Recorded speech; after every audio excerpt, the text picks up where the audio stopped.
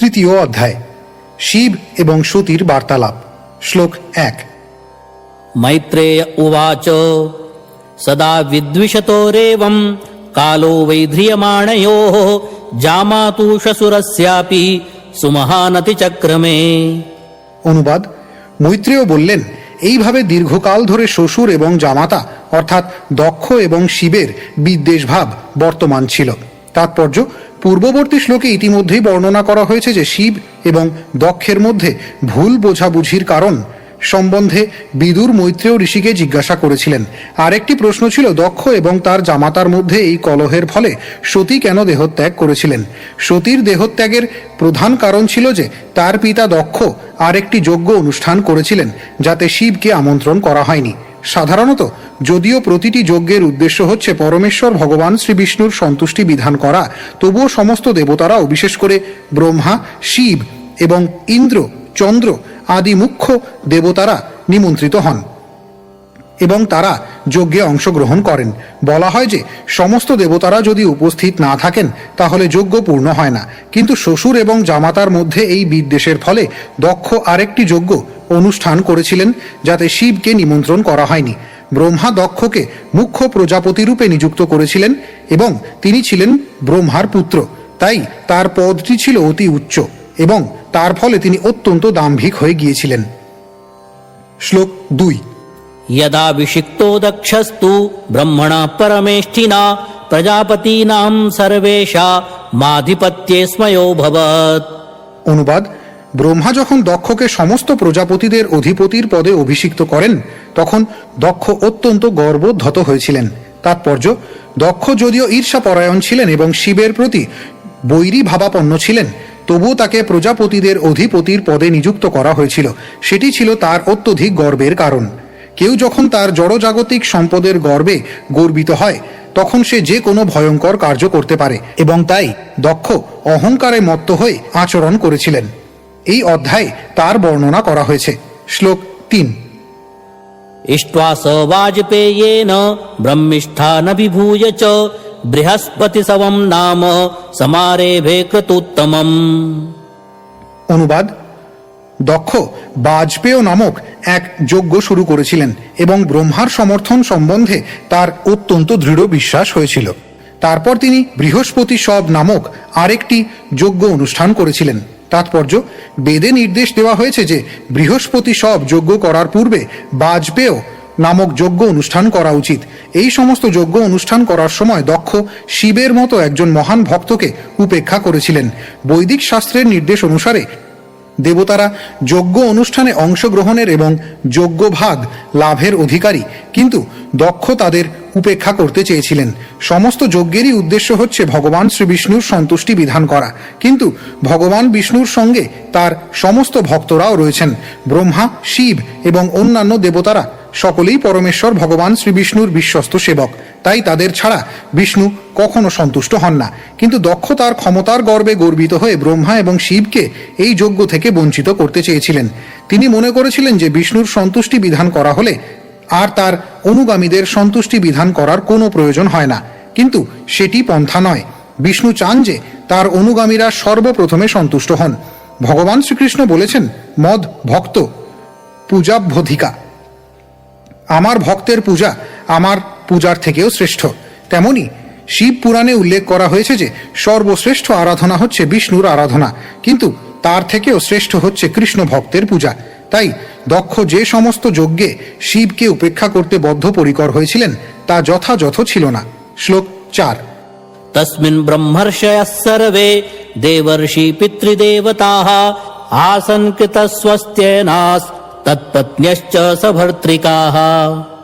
অনুবাদ: যখন যজ্ঞ অনুষ্ঠান হচ্ছিল তখন বহু ব্রহ্মর্ষি, দেবর্ষি, পিতৃ এবং দেবতাগণ অত্যন্ত সুন্দরভাবে অলঙ্কারের দ্বারা সজ্জিত হয়ে তাদের পত্নীগণ সহ ব্রহ্মাণ্ডের বিভিন্ন প্রান্ত থেকে সেখানে এসে সমবেত হয়েছিলেন।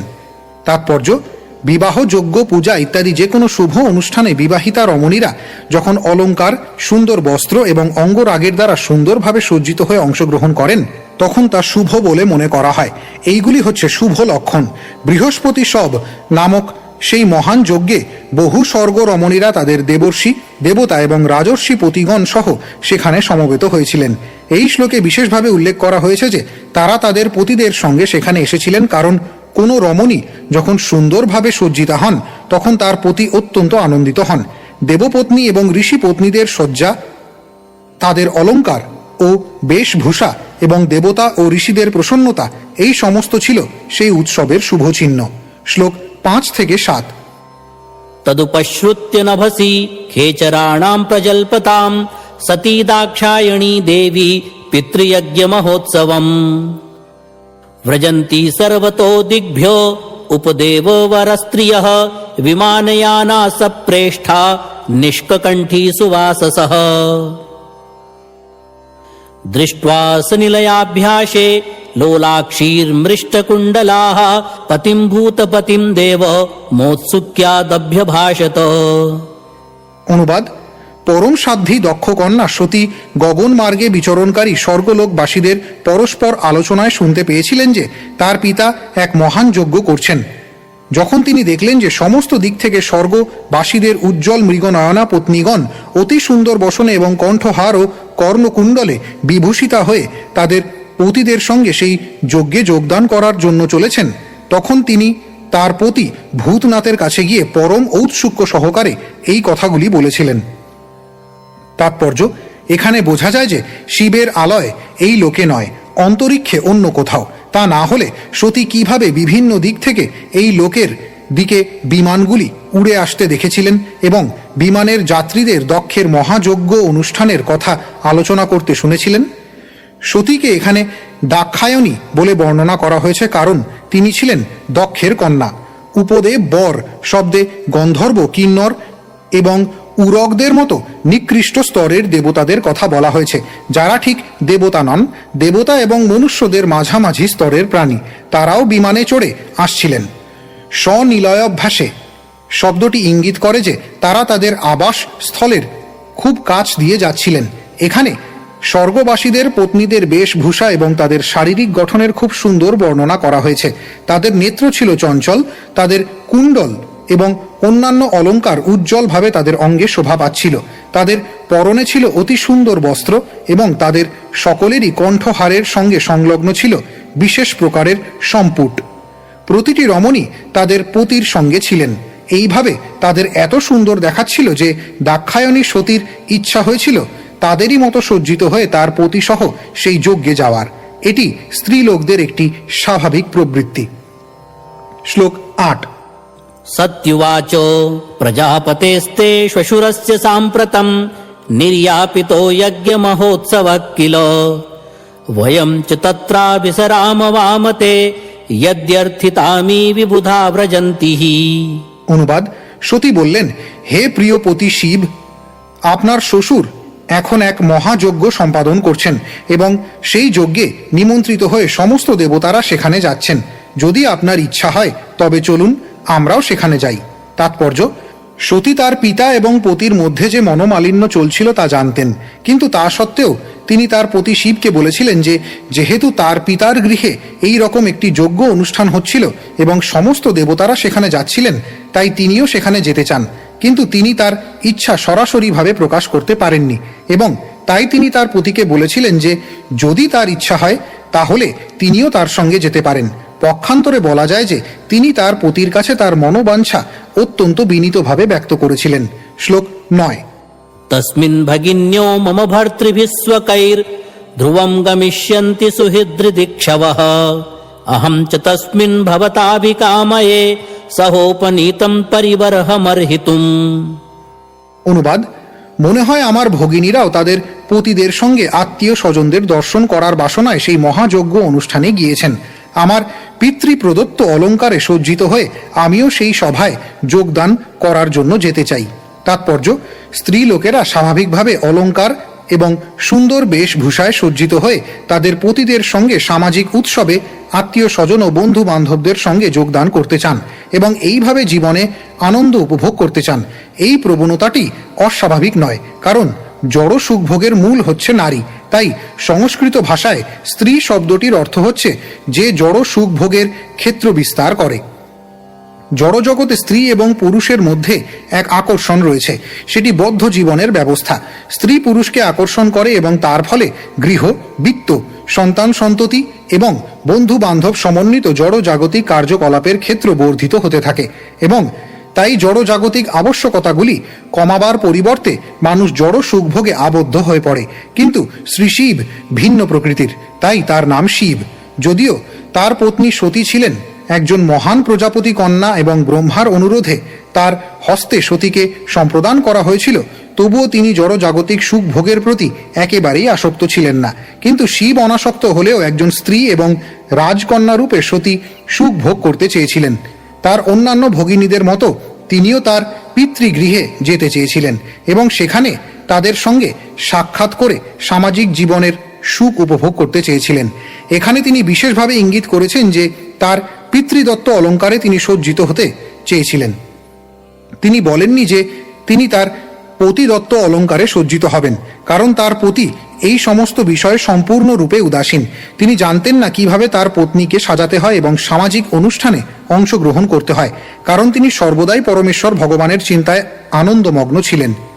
বৈদিক প্রথা অনুসারে বিবাহের সময় কন্যাকে যথেষ্ট যৌতুক দেওয়া হয় এবং তাই সতীও তার পিতার কাছ থেকে বহুবিধ অলঙ্কার আদি যৌতুক প্রাপ্ত হয়েছিলেন। সাধারণত পতিও অলঙ্কার প্রদান করেন, কিন্তু এখানে বিশেষভাবে উল্লেখ করা হয়েছে যে তার পতির কোনো রকম জড়জাগতিক সম্পদ না থাকার ফলে তিনি তাকে কিছুই দিতে পারেননি, তাই তিনি তার পিতৃপ্রদত্ত অলঙ্কারের দ্বারা নিজেকে সাজাতে চেয়েছিলেন। এটি সতীর সৌভাগ্য যে শিব গাঁজা কেনার পরিবর্তে তার পত্নীর কাছ থেকে গহনা নিয়ে বিক্রি করেননি, কারণ যারা শিবের অনুকরণ করে গাঁজা খায় তারা তাদের গৃহস্থালীর সর্বনাশ করে। তারা তাদের পত্নীদের সমস্ত সম্পত্তি নিয়ে গাঁজা, ভাং ইত্যাদির নেশায় এবং ওই ধরনের কার্যকলাপে তা নষ্ট করে দেয়। শ্লোক 10। তত্র স্বশির্মেননু ভর্তৃ সম্মিতা মাতৃষ্বসি ক্লিন্ন ধিয়ম চ মাতরম দ্রক্ষে চিরোৎকণ্ঠমনা মহর্ষিভিরুন্নীয়মানম চ মৃডাধ্বরধ্বজম। অনুবাদ: আমার ভগিনীগণ, মাতৃশ্বসাগণ, তাদের পতিগণ এবং অন্যান্য স্নেহপরায়ণ আত্মীয় স্বজন সেখানে নিশ্চয়ই সমবেত হয়েছেন। তাই আমি যদি সেখানে যাই তাহলে আমি তাদের দেখতে পাব। সেখানে আমি উড্ডীয়মান যজ্ঞ ধ্বজা এবং মহর্ষিগণ কর্তৃক অনুষ্ঠিত যজ্ঞও দর্শন করতে পারব। হে প্রিয়পতি, সেই সমস্ত কারণে আমি সেখানে যেতে অত্যন্ত উৎকণ্ঠিত। তাৎপর্য: পূর্বে উল্লেখ করা হয়েছে যে শ্বশুর এবং জামাতার মধ্যে দীর্ঘকাল ধরে মনোমালিন্য চলছিল, তাই সতী দীর্ঘকাল তার পিতৃগৃহে যাননি। তার ফলে তিনি তার পিতার গৃহে যাওয়ার জন্য অত্যন্ত উৎকণ্ঠিত হয়েছিলেন, বিশেষ করে তাদের পতিসহ তার ভগিনীগণ এবং তার মাতৃশ্বসাগণ যখন সেখানে উপস্থিত থাকবেন। স্ত্রী জনচিত স্বভাববশত তার ভগিনীদের মতো সজ্জিত হয়ে তার পতিসহ তিনি সেখানে যেতে চেয়েছিলেন। তিনি অবশ্যই সেখানে একলা যেতে চাননি। শ্লোক 11। त्वय्येतदाश्चर्यमजात्ममायया विनिर्मितं भाति गुणत्रयात्मकं तथाप्यहं चोषिततत्त्वविच्यते दीनाद्रिदिक्षे भव मे भवक्षितिम्। অনুবাদ: এই দৃশ্য জগৎ ত্রিগুণের পারস্পরিক ক্রিয়া বা পরমেশ্বর ভগবানের বহিরঙ্গা শক্তির এক আশ্চর্যজনক সৃষ্টি। সেই তত্ত্ব আপনি সম্পূর্ণরূপে অবগত, কিন্তু আপনি জানেন যে আমি একজন তত্ত্বজ্ঞানহীনা অবলা স্ত্রী। তাই আমি আর একবার আমার জন্মভূমি দর্শন করতে চাই। তাৎপর্য: দাক্ষায়ণী সতী ভালোভাবেই জানতেন যে তার পতি শিব প্রকৃতির 3 গুণের মিথস্ক্রিয়ার ফলে প্রকাশিত চাকচিক্যময় জড়জগতের প্রতি বিশেষ আগ্রহী নন। তাই তিনি তার পতিকে অজ বলে সম্বোধন করেছেন, যার অর্থ হচ্ছে যিনি জন্ম মৃত্যুর বন্ধনের অতীত, অথবা যিনি তার শাশ্বত স্থিতি উপলব্ধি করেছেন। তিনি বলেছেন, এই দৃশ্য জগৎকে সত্য বলে মনে করার মোহ আপনার মধ্যে নেই, কারণ আপনি আত্মতত্ত্ববেত্তা। আপনার কাছে সামাজিক জীবনের আকর্ষণ এবং কেউ পিতা, কেউ মাতা আর কেউ ভগিনী, এই যে সমস্ত মায়িক সম্পর্কের বিবেচনা তা দূরীভূত হয়েছে। কিন্তু যেহেতু আমি একজন অবলা রমণী, তাই আমি পারমার্থিক উপলব্ধিতে ততটা উন্নত নই। আমার কাছে এইগুলি স্বাভাবিকভাবেই সত্য বলে প্রতীত হয়। অল্পজ্ঞ ব্যক্তিরাই কেবল চিৎ জগতের এই বিকৃত প্রতিফলনকে সত্য বলে মনে করে। যারা বহিরঙ্গা শক্তির দ্বারা মোহিত তারাই কেবল এই জগৎকে বাস্তব বলে মনে করে, কিন্তু যারা পারমার্থিক উপলব্ধিতে উন্নত তারা জানেন যে এটি মায়িক। প্রকৃতপক্ষে বাস্তব সত্য অন্য কোথাও রয়েছে, চিৎ জগতে। সতী বলেছেন, আমার বিশেষ তত্ত্বজ্ঞান নেই, আমি দীন, কারণ বাস্তব তত্ত্ব সম্বন্ধে আমার জ্ঞান নেই। আমি আমার জন্মভূমির প্রতি আসক্ত এবং আমি তা দর্শন করতে চাই। শ্রীমদ্ ভাগবতে উল্লেখ করা হয়েছে যে যারা তাদের জন্মভূমি, দেহ এবং এই প্রকার বস্তুর প্রতি আসক্ত তাদের বুদ্ধি গাধা অথবা গরুর মতো। সেই কথা সতী হয়তো তার পতি শিবের কাছ থেকে বহুবার শুনেছিলেন, কিন্তু যেহেতু তিনি ছিলেন একজন যোষিত বা রমণী, তাই তিনি সেই সমস্ত জড় বস্তুর প্রতি তার আসক্তি বজায় রেখেছিলেন। যোষিত শব্দটির অর্থ হচ্ছে ভোগ্য, তাই স্ত্রীদের যোষিত বলা হয়।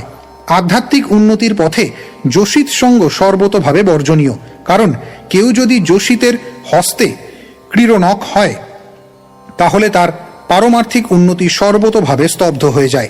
তাই বলা হয়েছে, যারা যোষিতের হাতে ক্রীড়নকের মতো যোষিত ক্রীড়া মৃগেষু, তারা পারমার্থিক পথে অগ্রসর হতে পারে না।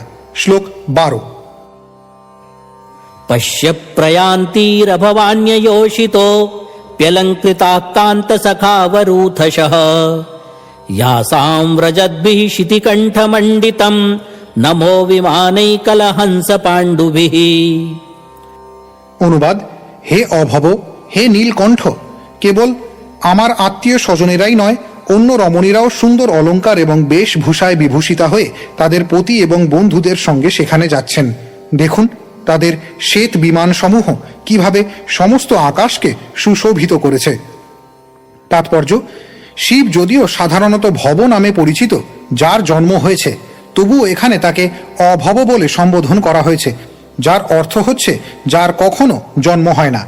প্রকৃতপক্ষে রুদ্র বা শিবের জন্ম হয়েছিল ব্রহ্মার ভ্রু যুগলের মধ্য থেকে, আর ব্রহ্মাকে স্বয়ম্ভু বলে সম্বোধন করা হয়, কারণ তিনি কোনো মানুষ বা জড় জগতের কোনো প্রাণীর থেকে জন্মগ্রহণ করেননি। পক্ষান্তরে শ্রী বিষ্ণুর নাভিপদ্ম থেকে উত্থিত কমলের মধ্যে সরাসরিভাবে তার জন্ম হয়েছিল। এখানে শিবকে অভব বলে যে সম্বোধন করা হয়েছে তার অর্থ এইভাবে করা যায়, যিনি কখনো জড়জাগতিক ক্লেশ অনুভব করেননি। সতী তার পতিকে এই কথা বোঝাতে চেয়েছিলেন যে যারা তার পিতার সঙ্গে সম্পর্কিত ছিলেন না তারা পর্যন্ত সেখানে যাচ্ছিলেন, সুতরাং তার সম্পর্কে কি আর বলার আছে, যিনি অন্তরঙ্গভাবে তার দক্ষের সঙ্গে সম্পর্কিত। এখানে শিবকে নীলকণ্ঠ বলে সম্বোধন করা হয়েছে। সমুদ্র মন্থনের ফলে উত্থিত বিষ শিব পান করেছিলেন এবং তা তার উদরে যেতে না দিয়ে তিনি তার কণ্ঠে ধারণ করেছিলেন এবং তার ফলে তার কণ্ঠ নীল বর্ণ হয়েছিল। সেই থেকে তিনি নীলকণ্ঠ নামে পরিচিত। শিব অন্যদের কল্যাণের জন্য বিষের সমুদ্র পান করেছিলেন। দেবতা এবং দানবেরা যখন সমুদ্র মন্থন করেছিলেন তখন প্রথমে বিষ উত্থিত হয়েছিল। যেহেতু সেই বিষের সমুদ্র অল্পজ্ঞ ব্যক্তিদের অনিষ্ট করতে পারে, তাই শিব সেই বিষের সমুদ্র পান করেছিলেন। পক্ষান্তরে বলা যায় যে তিনি যদি অন্যদের মঙ্গলের জন্য এত পরিমাণ বিষ পান করতে পারেন, তাহলে এখন যখন তার পত্নী তাকে তার পিতার গৃহে যাওয়ার জন্য অনুরোধ করছেন, তাহলে অনিচ্ছুক হওয়া সত্ত্বেও তিনি যেন তার প্রতি অত্যন্ত কৃপাপরায়ণ হয়ে তার সেই অনুরোধ রক্ষা করেন। শ্লোক 13। कथं सुताया पितृगेह कौतुकं निशम्य देहः सुरवर्यनेङ्गते अनाहुता आप्यभियन्ति सौहृदं भर्तुर्गुरोर्देह कृतश्च केतनम्। অনুবাদ, হে দেব শ্রেষ্ঠ, পিতৃগৃহে উৎসবের কথা শুনে কন্যার দেহ কিভাবে অবিচলিত থাকতে পারে? আপনি যদি মনে করেন যে আমাকে সেখানে নিমন্ত্রণ করা হয়নি, কিন্তু বন্ধু, স্বামী, গুরু অথবা পিতার গৃহে তো বিনা নিমন্ত্রণেও যাওয়া যায়। শ্লোক 14। तन्मे प्रसीदेदममर्त्यवाञ्छितं कर्तुं भवान् कारुणिको बतार्हति त्वयात्मनोर्देहमदभ्रचक्षुषा निरूपिता मानुगृहाण याचितः। অনুবাদ, হে অমর শিব, কৃপাপূর্বক আপনি আমার মনোবাঞ্ছা পূর্ণ করুন। আপনি আমাকে আপনার অর্ধাঙ্গিনী রূপে স্বীকার করেছেন, অতএব আমার প্রতি কৃপা প্রদর্শন পূর্বক আপনি আমার অনুরোধ স্বীকার করুন। শ্লোক 15। ऋषिरुवाच एवं गिरित्रः प्रिययाभिभाषितः प्रत्यभ्यधत्तप्रहसन् सुहृत्प्रियः संस्मारितो मर्मभिदः कुवागिषून् यानाह को विश्वसृजां समक्षतः। অনুবাদ: মহর্ষি মৈত্রেয় বললেন, কৈলাস পর্বতের ত্রাণকারী শিবের যদিও তখন বিশ্বস্রষ্টাদের সম্মুখে তার প্রতি দক্ষের মর্মভেদী কটূক্তির কথা স্মরণ হয়েছিল, তবু তিনি তার প্রিয়তমা পত্নীর বাক্য শ্রবণ করে হেসে উত্তর দিয়েছিলেন। তাৎপর্য: তার পত্নীর মুখে দক্ষের কথা শুনে শিবের তৎক্ষণাৎ বিশ্বস্রষ্টাদের সম্মুখে তার প্রতি যেসব কুবাক্য প্রয়োগ করা হয়েছিল সেই কথা তার স্মরণ হয়েছিল এবং তার ফলে তিনি মর্মাহত হয়েছিলেন, কিন্তু তা সত্ত্বেও তার পত্নীর প্রসন্নতা বিধানের জন্য তিনি হেসেছিলেন। ভগবদ্গীতায় বলা হয়, মুক্ত পুরুষ তাই এই জড় জগতের সুখ এবং দুঃখে অবিচলিত থাকেন। তাই এখানে প্রশ্ন হতে পারে, শিবের মতো একজন মুক্ত পুরুষ তাহলে কেন দক্ষের কথায় মর্মাহত হয়েছিলেন? তার উত্তরে শ্রীল বিশ্বনাথ চক্রবর্তী ঠাকুর বলেছেন যে শ্রী শিব হচ্ছেন আত্মারাম বা পূর্ণ আত্ম উপলব্ধির স্তরে অধিষ্ঠিত, কিন্তু যেহেতু তিনি তমগুণের দায়িত্বভার সমন্বিত ভগবানের গুণাবতার, তাই তিনি কখনো কখনো জড় জগতের সুখ দুঃখের দ্বারা প্রভাবিত হন। জড় জগৎ এবং চিৎ জগতের সুখ দুঃখের মধ্যে পার্থক্য হচ্ছে এই যে চিৎ জগতে তার প্রভাব গুণগতভাবে চিন্ময়, তাই চিৎ জগতেও দুঃখ অনুভব হতে পারে, কিন্তু তথাকথিত সেই দুঃখ পূর্ণ আনন্দময়। যেমন শ্রীকৃষ্ণ তার শৈশবে এক সময় মা যশোদার দ্বারা তিরস্কৃত হয়েছিলেন এবং শ্রীকৃষ্ণ তখন ক্রন্দন করেছিলেন, কিন্তু তিনি যদিও অশ্রু বর্ষণ করেছিলেন তবুও তা জড় জগতের তমগুণের প্রভাবে হয়নি, কারণ সেই ঘটনাটি ছিল দিব্য আনন্দে পূর্ণ। শ্রীকৃষ্ণের বিবিধ লীলায় কখনো কখনো প্রতীত হয় যে তিনি যেন গোপিকাদের ব্যথা দিয়েছিলেন, কিন্তু প্রকৃতপক্ষে এই প্রকার আচরণ ছিল দিব্য আনন্দে পূর্ণ। সেটি হচ্ছে জড় জগৎ এবং চিৎ জগতের পার্থক্য। চিৎ জগতে যেখানে সব কিছুই বিশুদ্ধ, এই জড় জগতে তা বিকৃত রূপে প্রতিফলিত হয়। যেহেতু চিৎ জগতে সব কিছুই পরম, তাই সেখানে সুখ অথবা দুঃখে আনন্দ ব্যতীত অন্য কোনো অনুভূতি হয় না, কিন্তু জড় জগতে যেহেতু সব কিছুই জড়া প্রকৃতির গুণের দ্বারা কলুষিত, তাই সেখানে সুখ এবং দুঃখের অনুভূতি রয়েছে। তাই শিব আত্মারাম হওয়া সত্ত্বেও জড়া প্রকৃতির তমগুণের অধ্যক্ষ হওয়ার ফলে তিনি বিষাদ অনুভব করেছিলেন। শ্লোক 16। श्रीभगवान् उवाच त्वयोदितं शोभनमेव शोभने अनाहुता अप्यभियन्ति बन्धुषु ते यद्यनुत्पादिततोषदृष्टयो बलीयसानात्म्यमदेन मन्युना। অনুবাদ: মহাদেব উত্তর দিয়েছিলেন, হে সুন্দরী, তুমি বলেছ যে অনাহুত হয়েও বন্ধুর গৃহে যাওয়া যায়। সেই কথা সত্যি, যদি সেই বন্ধু দেহাত্মবুদ্ধিজনিত অহংকারের ফলে ক্রুদ্ধ হয়ে দোষ দর্শন না করে।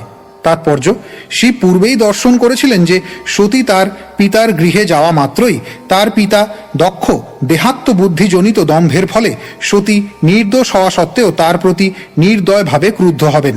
শিব সতীকে সাবধান করেছিলেন যে তার পিতা ধনমদে মত্ত হয়ে তার প্রতি ক্রুদ্ধ হবেন এবং তার পক্ষে তা অসহনীয় হবে, তাই সেখানে তার না যাওয়াই শ্রেয়।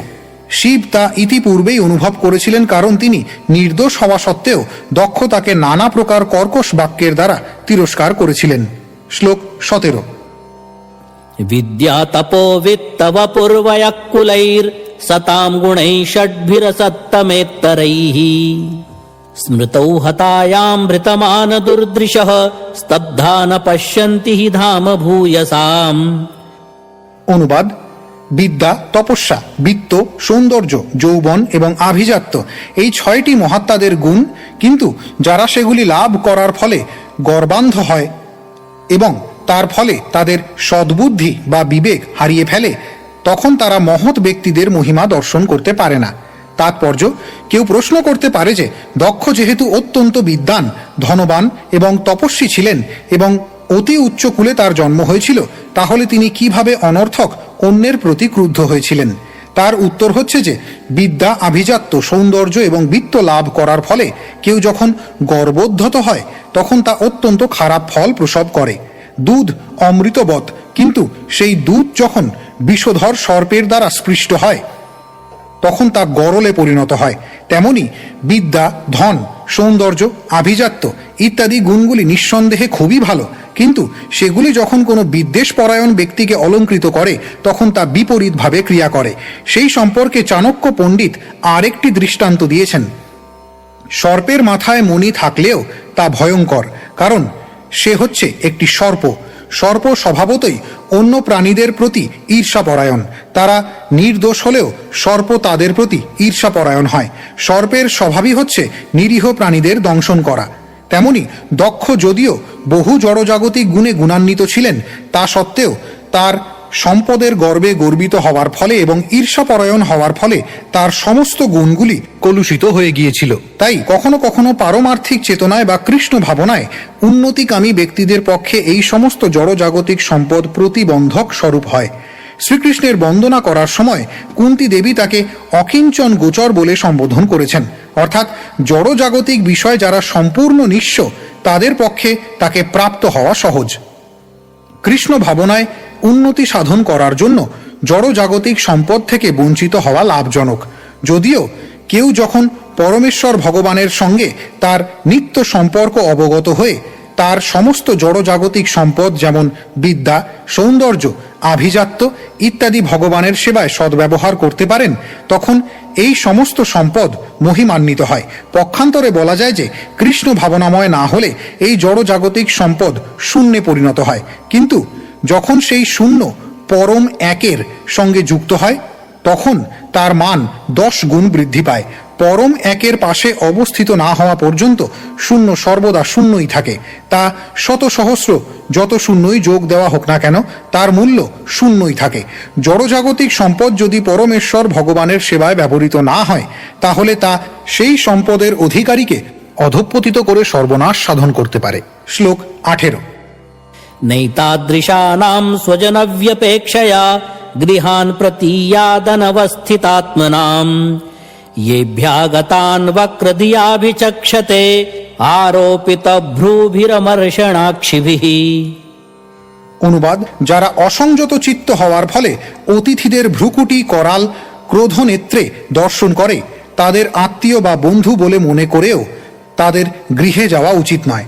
তাৎপর্য: মানুষ যতই নীচ হোক না কেন সে কখনো তার সন্তান, পত্নী অথবা নিকট আত্মীয়দের প্রতি নির্দয় হয় না।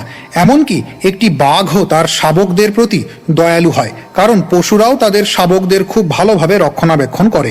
সতী যেহেতু ছিলেন দক্ষের কন্যা, তাই দক্ষ যতই নিষ্ঠুর এবং কলুষিত হোক না কেন স্বাভাবিকভাবেই আশা করা হয়েছিল যে তিনি অত্যন্ত আদরের সঙ্গে তাকে গ্রহণ করবেন। কিন্তু এখানে অনবস্থিত শব্দটির দ্বারা ইঙ্গিত করা হয়েছে যে এই প্রকার ব্যক্তিদের কখনো বিশ্বাস করা যায় না। বাঘেরা তাদের শাবকদের প্রতি অত্যন্ত দয়ালু, কিন্তু তারা কখনো কখনো আবার তাদের খেয়েও ফেলে। বিদ্বেষপরায়ণ ব্যক্তিদের কখনো বিশ্বাস করা উচিত নয়, কারণ তাদের মনোভাব স্থির নয়। তাই শিব সতীকে উপদেশ দিয়েছিলেন তার পিতৃগৃহে না যেতে, কারণ এই প্রকার ব্যক্তিকে পিতা বা আত্মীয় বলে মনে করে নিমন্ত্রিত না হয়ে তাদের গৃহে যাওয়া উপযুক্ত নয়। শ্লোক 19। तथारिभिर्नव्यथते शिलीमुखैः शेतेर्दिताङ्गो हृदयेन दूयता स्वानां यथा वक्रधियां दुरुक्तिभिर्दिवानिशं तप्यति मर्मताडितः। অনুবাদ: শিব বললেন, আত্মীয়দের কটূক্তি দ্বারা মর্মাহত হলে যে রকম ব্যথা অনুভূত হয়, শত্রুর বাণের দ্বারা আহত হলেও সেই প্রকার ব্যথা হয় না, কেননা সেই ব্যথা দিন রাত হৃদয়কে বিদীর্ণ করে।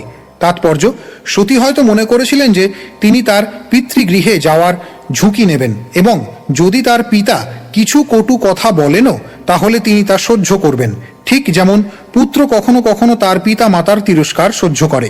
কিন্তু শিব তাকে মনে করিয়ে দিয়েছিলেন যে তিনি সেই সমস্ত কটূক্তি সহ্য করতে পারবেন না, কারণ যদিও কেউ শত্রুর আঘাত সহ্য করতে পারে এবং তাতে সে তেমন কিছু মনে করে না, কারণ শত্রুর দেওয়া আঘাত স্বাভাবিক, কিন্তু আত্মীয়দের কটু বাক্য জনিত যে আঘাত তার বেদনা সর্বক্ষণ দিন রাত অনুভূত হয় এবং কখনো কখনো সেই আঘাত এতই অসহ্য হয় যে তার ফলে মানুষ আত্মহত্যাও করে। শ্লোক 20।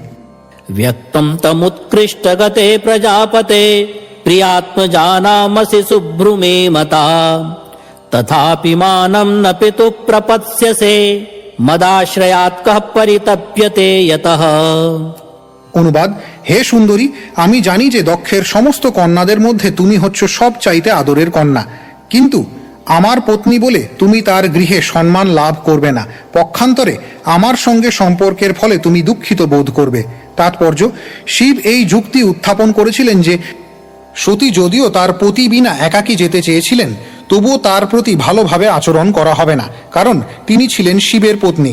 তিনি যদিও একলা সেখানে যেতে চেয়েছিলেন, তবুও দুর্ঘটনার সমস্ত সম্ভাবনা ছিল। তাই শিব তাকে পরোক্ষভাবে অনুরোধ করেছিলেন তার পিতৃগৃহে না যাওয়ার জন্য। শ্লোক 21। পাপচ্চ মানেন হৃদা দুরেন্দ্রিয়ঃ সমৃদ্ধিবিঃ পুরুষ বুদ্ধি সাক্ষিণাম অকল্প এষা মধিরোঢ়ুমঞ্জসা পরম পদম দ্বেষ্টি যথাসুরা হরিম।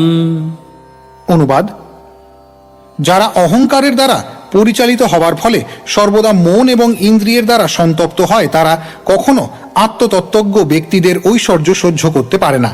আত্ম উপলব্ধির স্তরে উন্নীত হতে অক্ষম হয়ে তারা সেই সমস্ত ব্যক্তিদের প্রতি ঈর্ষাপরায়ণ হয়, ঠিক যেমন অসুরেরা পরমেশ্বর ভগবানকে ঈর্ষা করে। তাৎপর্য: শিব এবং দক্ষের শত্রুতার প্রকৃত কারণ এখানে বিশ্লেষণ করা হয়েছে। দক্ষ শিবের প্রতি ঈর্ষাপরায়ণ ছিলেন, কারণ শিব ভগবানের গুণাবতার হওয়ার ফলে এবং সরাসরিভাবে পরমাত্মার সঙ্গে যুক্ত হওয়ার ফলে তাকে অধিকতর সম্মান এবং উচ্চতর আসন প্রদান করা হয়েছিল। এছাড়া আরও অন্য অনেক কারণও ছিল। দক্ষ অত্যন্ত দাম্ভিক হওয়ার ফলে শিবের উচ্চ পদ সহ্য করতে পারেননি, তাই তার উপস্থিতিতে শিবের উঠে না দাঁড়ানোর ফলে তার যে ক্রোধ, তা ছিল তার ঈর্ষার অন্তিম প্রকাশ। শিব সর্বদাই ধ্যানমগ্ন থাকেন এবং নিরন্তর পরমাত্মাকে দর্শন করেন, যে কথা এখানে পুরুষ বুদ্ধি সাক্ষিণাম শব্দগুলির দ্বারা ব্যক্ত হয়েছে।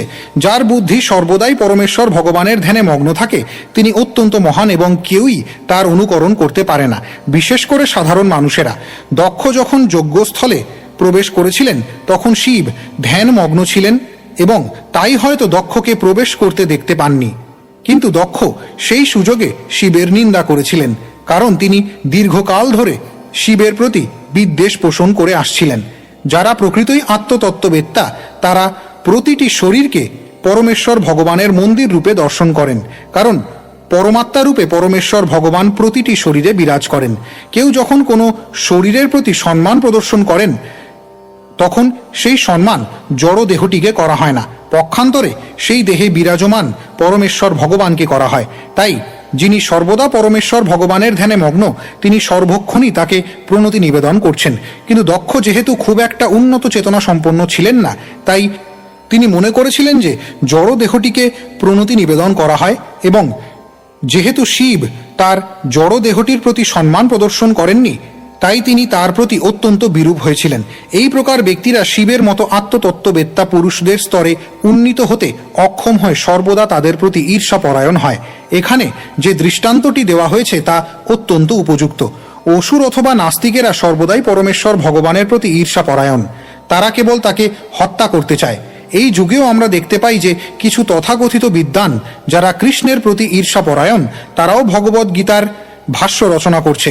শ্রীকৃষ্ণ যখন বলেছেন মনমনা ভব মদভক্ত, ভগবদ্ গীতা ৮ অধ্যায় ৬৫তম শ্লোক, সর্বদা আমার কথা চিন্তা করো, আমার ভক্ত হও এবং আমার শরণাগত হও। এই বাণীর কদর্থ করে সেই সমস্ত তথাকথিত পণ্ডিতেরা বলে যে শ্রীকৃষ্ণের শরণাগত হওয়ার কোনো প্রয়োজন নেই, সেটিই হচ্ছে ঈর্ষা। অসুরেরা অথবা নাস্তিকেরা অকারণে পরমেশ্বর ভগবানের প্রতি ঈর্ষাপরায়ণ হয়। তেমনি আত্মতত্ত্ববেত্তা ব্যক্তিদের প্রতি সম্মান প্রদর্শন না করে মূর্খ লোকেরা, যারা আত্ম উপলব্ধির সর্বোচ্চ স্তরে কখনো পৌঁছতে পারে না, তারা অকারণে তাদের প্রতি সর্বদা ঈর্ষাপরায়ণ হয়। শ্লোক ২২। প্রত্যুদ্গম প্রশ্রয়ণাভিবাদনম বিধীয়তে সাধুমিতস্সু মধ্যমে প্রাজ্ঞৈ পরস্मै পুরুষায় চেতসা গুহাশয়ায়ৈব ন দেহমানিনে। অনুবাদ: হে সুন্দরী, আত্মীয় স্বজন এবং বন্ধু বান্ধবেরা অবশ্যই পরস্পরের প্রতি প্রত্যুত্থান, নমস্কার ও অভিবাদনাদি করে থাকেন, কিন্তু যারা চিন্ময় স্তরে উন্নীত হয়েছেন, তারা যথার্থ তত্ত্বজ্ঞান লাভ করার ফলে সেই সম্মান দেহাভিমানী ব্যক্তিদের না করে দেহের অভ্যন্তরে বিরাজমান পরমাত্মাকে করে থাকেন। তাৎপর্য, কেউ এখানে যুক্তি উত্থাপন করতে পারেন যে দক্ষ যেহেতু ছিলেন শিবের শ্বশুর, তাই তাকে সম্মান প্রদর্শন করা শিবের কর্তব্য ছিল। তার উত্তরে এখানে বিশ্লেষণ করা হয়েছে যে কোনো বিজ্ঞ ব্যক্তি যখন প্রত্যুত্থান করে অথবা প্রণতি নিবেদন করে কাউকে অভিবাদন করেন, তখন সেই সম্মান প্রতিটি জীবের হৃদয়ে বিরাজমান পরমাত্মাকে করা হয়। তাই বৈষ্ণব সমাজে দেখা যায় যে যখন শিষ্য গুরুকে প্রণতি নিবেদন করে, তখন গুরুও তাকে প্রত্যভিবাদন করেন, কারণ সেই প্রণতি শরীরকে করা হয় না, পরমাত্মাকে করা হয়। তাই গুরুদেবও শিষ্যের দেহস্থ পরমাত্মাকে শ্রদ্ধা নিবেদন করেন। শ্রীমদ্ ভাগবতে ভগবান বলেছেন যে তার ভক্তের প্রতি শ্রদ্ধা নিবেদন করা তার প্রতি শ্রদ্ধা নিবেদন করার থেকেও অধিক গুরুত্বপূর্ণ। ভক্তের দেহাভিমান নেই, তাই বৈষ্ণবের প্রতি সম্মান প্রদর্শন করার মানে হচ্ছে শ্রী বিষ্ণুর প্রতি সম্মান প্রদর্শন করা। এও উল্লেখ করা হয়েছে যে বৈষ্ণবকে দর্শন করা মাত্রই তার প্রতি শ্রদ্ধা নিবেদন করা উচিত। এটি হচ্ছে শিষ্টাচার এবং তা ইঙ্গিত করে যে তার দেহে পরমাত্মা বিরাজ করছেন। বৈষ্ণব দেহকে বিষ্ণুর মন্দির রূপে দর্শন করেন। শিব যেহেতু কৃষ্ণ ভাবনায় মগ্ন হয়ে পরমাত্মাকে শ্রদ্ধা নিবেদন করেছিলেন, তাই দেহাভিমানযুক্ত দক্ষের প্রতি সম্মান প্রদর্শন ইতিমধ্যেই করা হয়েছিল। তার দেহের প্রতি সম্মান প্রদর্শন করার কোনো প্রয়োজন ছিল না, কারণ সেই রকম কোনো নির্দেশ বেদে দেওয়া হয়নি। শ্লোক 23। সত্ত্বং বিশুদ্ধং বসুদেব শব্দিতং यदीयते तत्र पुमानपावृतः सत्त्वे च तस्मिन् भगवान् वासुदेवो यदोक्षजो मे नमसा विधीयते। অনুবাদ: আমি সর্বদা শুদ্ধ কৃষ্ণ ভাবনায় ভগবান বাসুদেবকে আমার প্রণতি নিবেদন করি। কৃষ্ণ চেতনাই হচ্ছে শুদ্ধ চেতনা, যাতে বাসুদেব নামে অভিহিত পরমেশ্বর ভগবান আবরণ শূন্য হয়ে প্রকাশিত হন। তাৎপর্য: জীব তার স্বরূপে শুদ্ধ, অসঙ্গ হি অয়ং পুরুষ। বৈদিক শাস্ত্রে বলা হয়েছে যে আত্মা সর্বদা শুদ্ধ এবং জড়জাগতিক আসক্তির কলুষ থেকে মুক্ত। অজ্ঞানতার বশে দেহে আত্মবুদ্ধি হয়। জীব যখনই পূর্ণরূপে কৃষ্ণ ভাবনাময় হয়, তখন বুঝতে হবে যে সে তার শুদ্ধ স্বরূপ প্রাপ্ত হয়েছে। এই স্থিতিকে বলা হয় শুদ্ধ সত্ত্ব, অর্থাৎ জড়া প্রকৃতির গুণের অতীত। যেহেতু এই শুদ্ধ সত্ত্ব স্থিতি সরাসরিভাবে অন্তরঙ্গা শক্তির নিয়ন্ত্রণাধীন, তাই এই স্তরে জড় চেতনার সমস্ত বৃত্তি স্তব্ধ হয়ে যায়। যেমন লোহা যখন আগুনে রাখা হয়, তখন আগুনের তাপে লোহাও উত্তপ্ত হয়ে যায়, এবং সেই লোহা যখন লাল হয়ে যায়, তখন তা লোহা হলেও অগ্নির মতো কার্য করে। তেমনি তামার মাধ্যমে যখন তড়িৎ প্রবাহিত হয়, তখন তাতে তামার ধর্ম দৃষ্ট হওয়ার পরিবর্তে বিদ্যুতের ক্রিয়া প্রদর্শিত হয়। ভগবদ গীতায়ও 14 অধ্যায় 26তম শ্লোকে প্রতিপন্ন হয়েছে যে কেউ যখন অনন্য ভক্তি সহকারে ভগবানের সেবায় যুক্ত হন, তখনই তিনি ব্রহ্মভূত স্তর প্রাপ্ত হন। मां च यो व्यभिचारेण भक्तियोगेन सेवते सगुणान् समतीत्यैतान् ब्रह्मभूयाय कल्पते। অতএব এই শ্লোকে বর্ণিত শুদ্ধ সত্য হচ্ছে চিন্ময় স্থিতি, যাকে বলা হয় বসুদেব। বসুদেব হচ্ছে সেই ব্যক্তির নাম যার থেকে শ্রীকৃষ্ণ আবির্ভূত হন। এই শ্লোকে বর্ণনা করা হয়েছে যে শুদ্ধ স্থিতিকে বসুদেব বলা হয়, কারণ সেই স্থিতিতে পরমেশ্বর ভগবান বাসুদেব আবরণ মুক্ত হয়ে প্রকাশিত হন। তাই অব্যভিচারী ভক্তি সম্পাদন করতে হলে সকাম কর্ম এবং মনোধর্মী জ্ঞানের সব রকম জড় জাগতিক লাভের বাসনা থেকে মুক্ত হয়ে ভগবত ভক্তির বিধি নিষেধ পালন করতে হবে। শুদ্ধ ভক্তিতে কেবলমাত্র কর্তব্য বোধে অহেতুকী এবং অপ্রতিহতভাবে পরমেশ্বর ভগবানের সেবা সম্পাদিত হয়। তাকে বলা হয় শুদ্ধ ভক্ত বা বসুদেব, কারণ সেই স্তরে পরমেশ্বর ভগবান শ্রীকৃষ্ণ ভক্তের হৃদয়ে প্রকাশিত হন। শ্রীল জীব গোস্বামী তার ভগবত সন্দর্ভে এই বসুদেব বা শুদ্ধ সত্ত্বের অত্যন্ত সুন্দর বর্ণনা করেছেন। তিনি বিশ্লেষণ করেছেন যে গুরুদেব যে শুদ্ধ সত্য বা চিন্ময় বসুদেব স্তরে অধিষ্ঠিত, তা সূচিত করার জন্য গুরুদেবের নামের পূর্বে অষ্টোত্তর শত 108 যুক্ত করা হয়। অন্যান্য উদ্দেশ্যেও বসুদেব শব্দটির ব্যবহার হয়। যেমন বসুদেব মানে হচ্ছে যিনি সর্বব্যাপ্ত। সূর্যকেও বসুদেব শব্দিতম বলা হয়। বিভিন্ন উদ্দেশ্যে বসুদেব শব্দটির ব্যবহার করা যেতে পারে, কিন্তু যে উদ্দেশ্যেই তা ব্যবহার করা হোক না কেন, বসুদেব মানে হচ্ছে সর্বব্যাপ্ত বা অন্তর্যামী পরমেশ্বর ভগবান। ভগবদ গীতায়ও 7ম অধ্যায় 49 শ্লোকে উল্লেখ করা হয়েছে বাসুদেব সর্বম ইতি। বাস্তবিক উপলব্ধি হচ্ছে পরমেশ্বর ভগবান বাসুদেবকে জানা এবং তার শরণাগত হওয়া। বসুদেব হচ্ছে সেই ক্ষেত্র যেখানে পরমেশ্বর ভগবান বাসুদেব প্রকাশিত হন। কেউ যখন জড়া প্রকৃতির কলুষ থেকে মুক্ত হয়ে শুদ্ধ কৃষ্ণ ভাবনায় বা বসুদেব শব্দে অধিষ্ঠিত হন, তখন পরমেশ্বর ভগবান বাসুদেব প্রকাশিত হন। এই স্থিতিকে কৈবল্যও বলা হয়, যার অর্থ হচ্ছে শুদ্ধ চেতনা, জ্ঞানং সাত্ত্বিকং কৈবল্যম। কেউ যখন শুদ্ধ চিন্ময় জ্ঞান প্রাপ্ত হন তখন তিনি কৈবল্যে অবস্থিত হন। অতএব বসুদেবের অর্থ হচ্ছে কৈবল্য।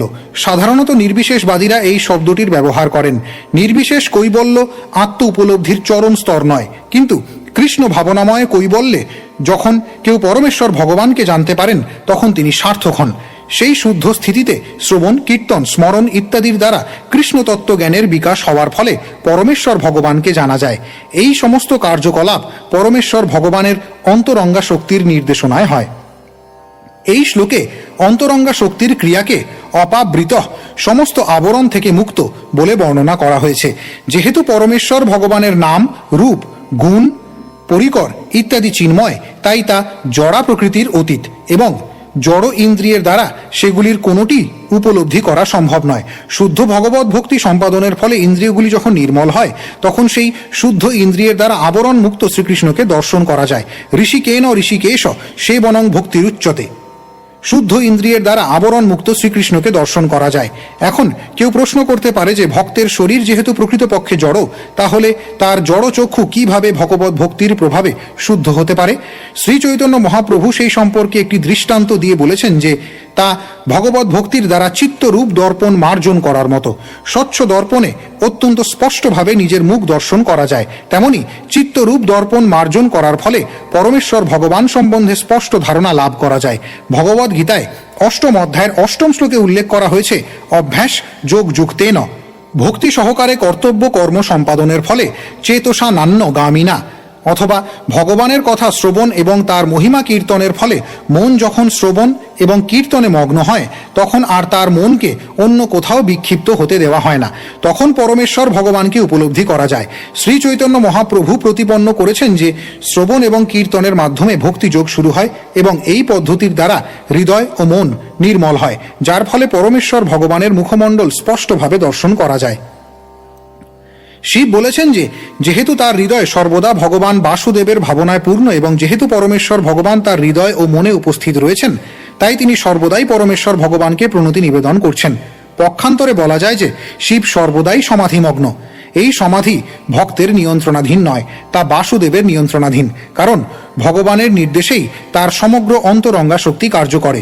জড়া প্রকৃতিও ভগবানের নির্দেশে কার্য করে, কিন্তু তার ইচ্ছা শক্তি প্রত্যক্ষ রূপে বিশেষভাবে চিৎ শক্তির মাধ্যমে প্রকাশিত হয়। এইভাবে তার চিন্ময় শক্তি তাকে প্রকাশ করে। ভগবদ গীতায় 4র্থ অধ্যায়ের 6ষ্ঠ শ্লোকে বর্ণনা করা হয়েছে সম্ভবামী আত্মমায়য়া। আত্মমায়য়া মানে হচ্ছে অন্তরঙ্গা শক্তি। তার ভক্তের দিব্য প্রেমময়ী সেবায় সন্তুষ্ট হয়ে তিনি তার স্বীয় ইচ্ছার বশে তার অন্তরঙ্গা শক্তির দ্বারা নিজেকে প্রকাশিত করেন।